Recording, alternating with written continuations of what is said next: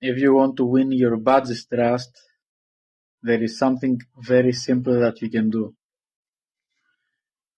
Here is the pelleted food, which is not seeds. It's a mixture of, I don't know actually. I didn't check the ingredients, but it's for them. So, well, now they are bored, but generally speaking, they will eat it mostly when they're hungry. He's still eating some, you see? Here's a catch though. Will he come to me now? He's kinda bored to come to me. But if I show him millet, he's immediately coming. I know that he's a bit hungry, but you see, he's eating much